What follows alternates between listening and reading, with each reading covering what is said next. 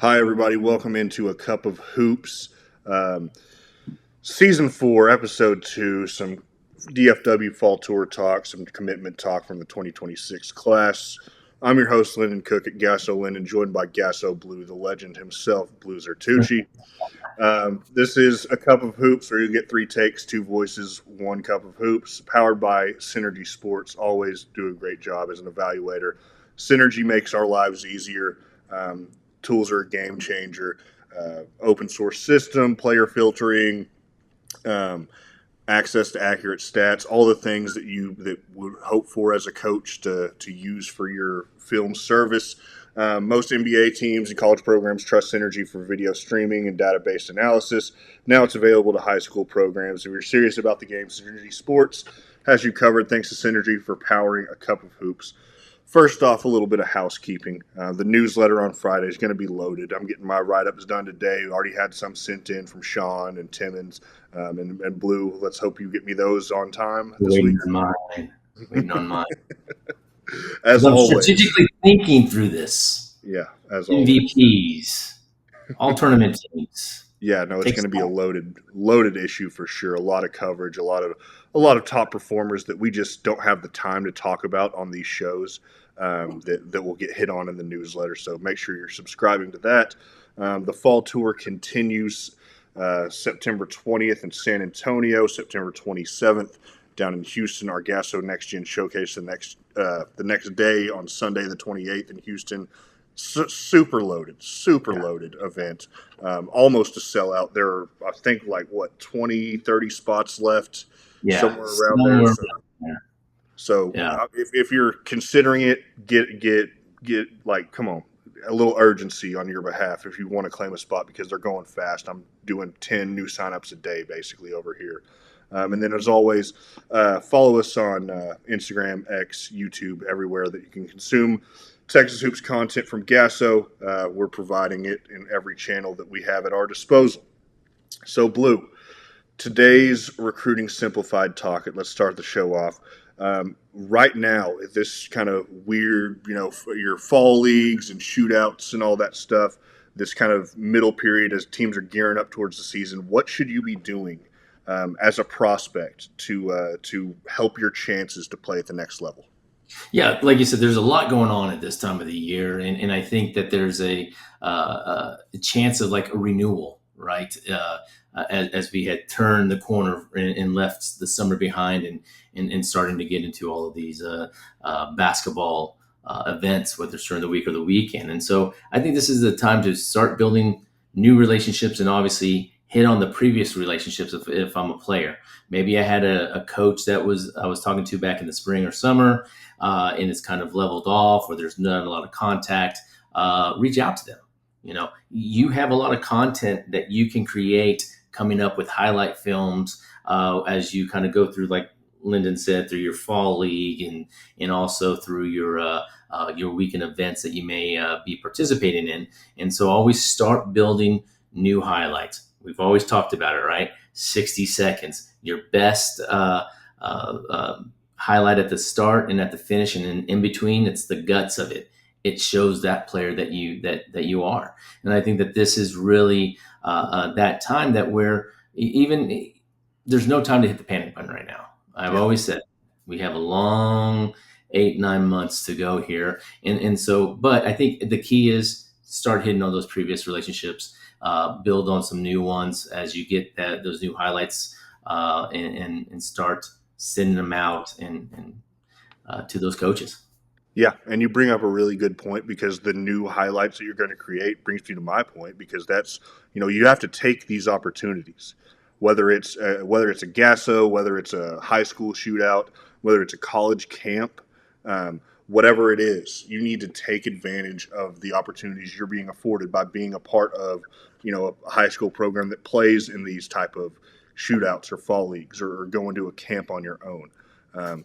Because it's not just a regular game at this point. If you're a 2026 going in, maybe you don't have as much recruitment or interest as you want to or thought you would at this point. You got to take advantage of these these platforms that are provided because like this weekend at the GASO Fall Tour Stop One. We had 25, maybe 30 college coaches in the building there to evaluate. You got to take advantage of that opportunity because you may not get an offer right there on the spot. We had some kids that did, but some kids who okay, saw him be really good, going to circle back, see him before the season, see him in the season, and then who knows from there. But that's the thing is that you can reach out all you want, but if you're not taking that opportunity and you're not performing at these top platforms, then it falls back on you to why you're not maybe not in the place you want it to be. All right, moving on to the fall tour that we just mentioned, talking some next gen kids, talking some 28s, 29s who stood out for us as evaluators. Blue, name a few for you. Well, one right here is Chris Martinez, 2029 over at Dallas Highland Park. You don't really see a lot of 29s always. A lot of freshmen always Right. on the Dallas Highland Park team. They're so always so veteran heavy. But what kind of role he's going to be playing throughout the year, I don't know. I'm not David Peeler, so.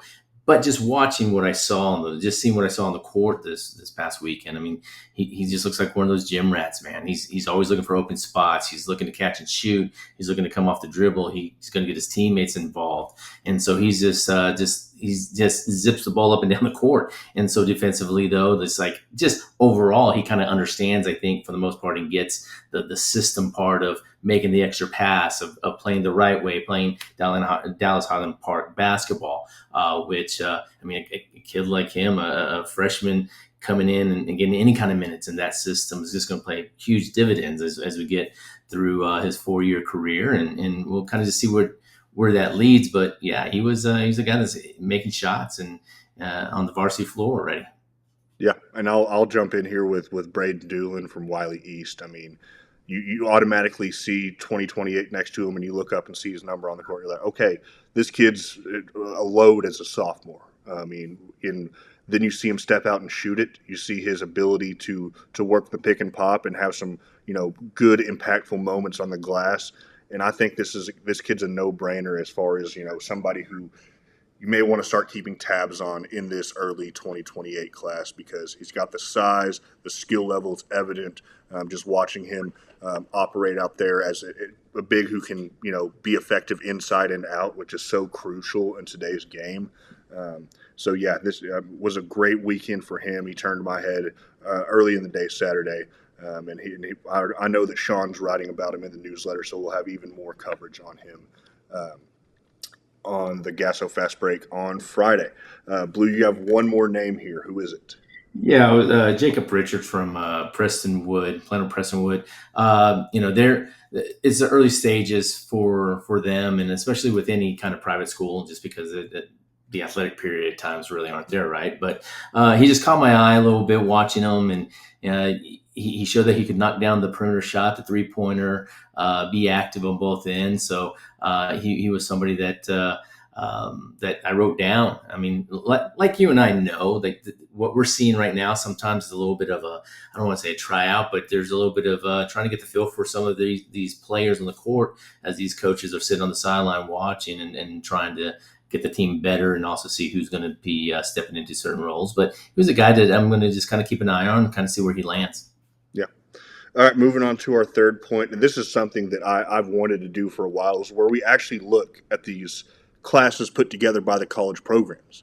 And so we're just going to talk about a few of the college programs that have put together strong classes based off of the Texas 2026 class. Blue, who's a program that's recruited Texas really well so far, do you think? Yeah, I mean, we're going to talk about the players that are going to be future teammates here as we dive into the commitments. Are like Texas A&M Corpus Christi, Ja'Cory Jones from Denton Braswell, and Lamine Foon from Anna. He's listed at 7 foot, maybe he's 6'10", 6'11", but that's still a long wingspan and everything else that goes along with it. And so Corpus Christi, that staff down there at Texas A&M Corpus Christi went out and they targeted these kids and they got them on campus and got them committed. I mean, you're looking at a ball handler with Ja'Cory Jones that can hit the 3. That's going to get up into somebody's chest on the defensive end, is an athlete. Then you have, you're talking about Lamine Foon. Like I said, the wingspan, able to block shots,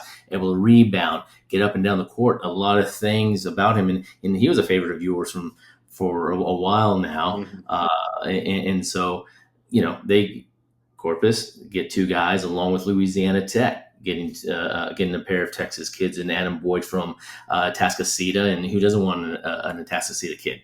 And then Bryce Dixon from the Colony. These are two guys that have had a lot of success throughout their playing career at their schools, and so La Tech went out and identified these two guards that are going to be able to come, maybe even play, within reason as they get on campus. We still got to keep in perspective that they still have a year of basketball still to play at the high school level. And so, so those two programs are out there wanting to make sure they get their Texas kids, and both have done have gotten a pair of kids for their roster.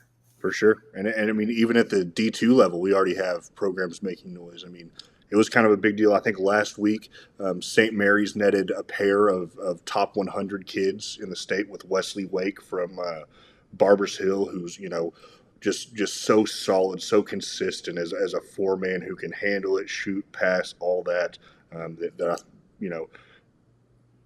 basically at the end of the day, every D2 in Texas would want on their roster in this 2026 class. And then Sean Parks, somebody from, with that program, with Colleen Ellison, the amount of games that he's won and contributed to, the amount of small little details that he does, where he's one of the best rebounding guards in the state, but he can also get buckets. He can also get downhill and create for teammates. I mean, this is a really good pair of gets for St. Mary's, where D2s are starting to get a little bit more active, start recruiting a little bit earlier, and offering and trying to get these guys signed before their senior season. So that's going to do it for this episode of A Cup of Hoops. Thanks for tuning in, and we will see you next time.